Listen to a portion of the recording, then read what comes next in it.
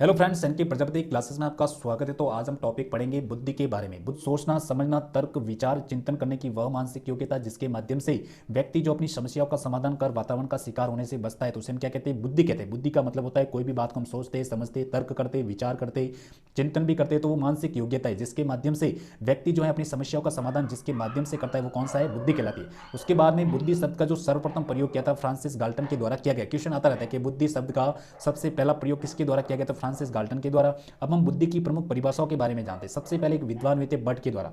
But ने कहा था जो बुद्धि है व्यक्ति की व्यापक मानसिक योग्यता है। बट ने क्या था? बुद्धि जो होती है व्यक्ति की व्यापक मानसिक योग्यता है। स्काउट ने कहा था बुद्धि जो है सतर्क रहने की योग्यता है। स्काउट ने क्या कहता है? बुद्धि जो होती है सतर्क रहने की योग्यता है। बिने ने कहा था बुद्धि जो है चार तत्वों में निहित होती है। ये बहुत इंपॉर्टेंट परिभाषा बिने की जो परिभाषा है।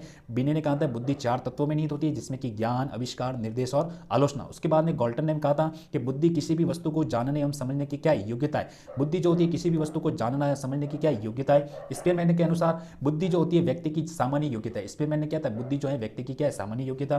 बंकिंगम की बात करें तो बुद्धि सीखने की योग्यता है। बंकिंगम ने क्या था? बुद्धि जो होती है सीखने की योग्यता है। डियरबॉर्न की बात करें तो बुद्धि सीखने व अनुभव का लाभ उठाने की क्या योग्यता है। स्टर्न की बात करें तो बुद्धि विभिन्न परिस्थितियों में समायोजन की क्या योग्यता मानी जाती है। और टर्मन बुद्धि जो है अमूर्त चिंतन की योग्यता है। टर्मन ने कहा था कि जो बुद्धि होती है अमूर्त चिंतन की क्या है? तो योग्यता है। तो ये हमने पढ़ा बुद्धि की परिभाषा और बुद्धि की जो विभिन्न विद्वानों के द्वारा जो परिभाषा दी गई थी, ये हमने पढ़ा क्योंकि यहां से क्वेश्चन आता रहता है। उसके बाद में वुडवर्ड ने भी एक परिभाषा दी कि बुद्धि जो होती है कार्य करने की क्या एक विधि है। वुडवर्ड ने कहा था कि जो बुद्धि होती है कार्य करने की क्या है? विधि है। मन ने कहा था कि बुद्धि जो है नवीन परिस्थितियों को झेलने की मस्तिष्क की क्या है? नमनीयता है। क्या है? नमनीयता। ये भी अपन को याद रखना है। और रॉस ने कहा था कि बुद्धि जन्मजात होती है। रॉस महोदय ने क्या कहा था कि जो बुद्धि होती है वो क्या होती है? जन्मजात होती है। उसके बाद में बुद्धि की प्रमुख विशेषताओं के बारे में जानते हैं क्योंकि यहाँ से भी क्वेश्चन आता रहता है कि बुद्धि की प्रमुख विशेषता इनमें से कौन सी नहीं है।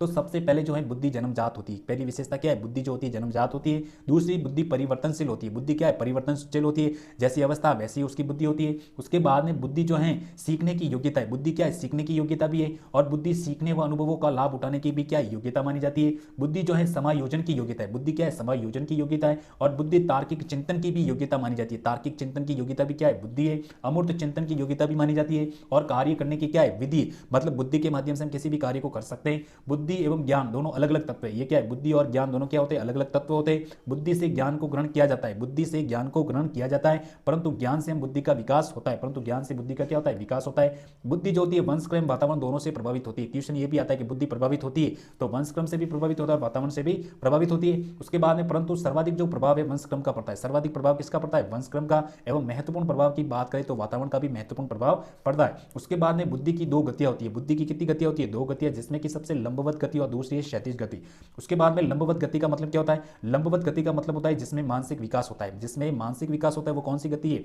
लंबवत गति, जो कि 16 से 18 वर्ष तक। और जिसमें क्षैतिज गति की बात करें जो कि निरंतर चलती रहती है। क्षैतिज गति जो है निरंतर चलती रहती है। उसके बाद में बुद्धि का वर्गीकरण किया गया जिसमें कि सबसे पहला जो वर्गीकरण किया था गैरेट महोदय के कौन से? गैरेट के द्वारा। किसके द्वारा? गैरेट के द्वारा। गैरेट ने बुद्धि का जो वर्गीकरण तीन भागों में किया। सबसे पहले मूर्त बुद्धि। कौन सी बुद्धि? मूर्त बुद्धि। और दूसरी इसने बताई थी अमूर्त बुद्धि। कौन सी है? अमूर्त। और तीसरी सामाजिक बुद्धि। तो गैरेट महोदय के अनुसार सबसे पहले मूर्त बुद्धि, दूसरी अमूर्त बुद्धि और तीसरी है सामाजिक बुद्धि। उसके बाद में थांडाइक के वर्गीकरण की बात करें तो सबसे पहले थांडाइक ने यांत्रिक बुद्धि के बारे में, किसके बारे में? यांत्रिक बुद्धि। और दूसरी अमूर्त बुद्धि के बारे में भी बताया और तीसरी है सामाजिक बुद्धि। तो अपन को दोनों का याद रखना है कि थांडाइक ने तो यांत्रिक, अमूर्त और सामाजिक, वही गैरेट ने मूर्त, अमूर्त और सामाजिक बुद्धि के बारे में बताया। उसके बाद में अगर हम बात करें तो सबसे पहले जो होती है मूर्त बुद्धि का मतलब क्या होता है? मूर्त बुद्धि की बात करें तो मूर्त बुद्धि को हम कहते हैं यांत्रिक बुद्धि। क्या कहते हैं? यांत्रिक बुद्धि। और इसी को कहते हैं गामक बुद्धि। कौन सी बुद्धि? गामक बुद्धि। इसी को कहते हैं कठोर बुद्धि और इसी को कहते हैं हार्डवेयर बुद्धि और इसी को व्यवहारिक बुद्धि। अब बुद्धि के इस भाग में कार्य करने हेतु शारीरिक श्रम की अधिकता होती है। मतलब बुद्धि का वो भाग जिसमें हम शारीरिक श्रम की अधिकता होती है वो कौन सी होती है? मूर्त बुद्धि।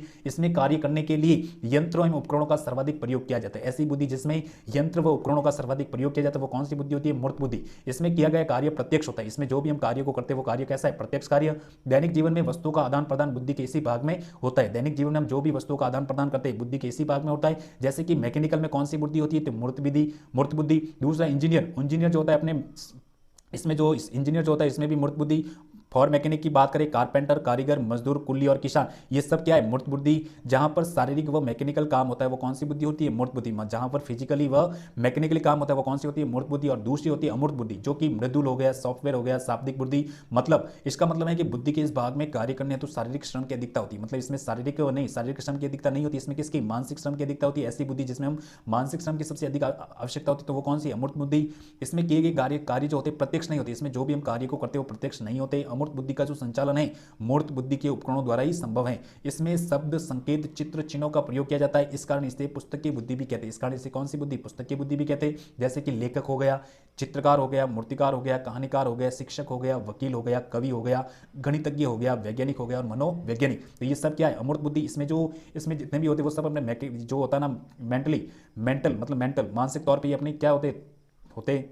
उसके बाद में सामाजिक बुद्धि की बात करें तो बुद्धि के इस भाग में नवीन सामाजिक संबंधों का निर्माण किया जाए। किसका? नवीन सामाजिक संबंधों का। इस बुद्धि के लोगों का प्रमुख जो उद्देश्य होता है समाज सेवा करना। किसकी सेवा? समाज सेवा करना होता है, क्योंकि जैसे कि दया हो गया, करुणा, सहयोग, सहानुभूति इस बुद्धि के प्रमुख तत्व कहलाते हैं। तो ये भी अपन को याद रखना है।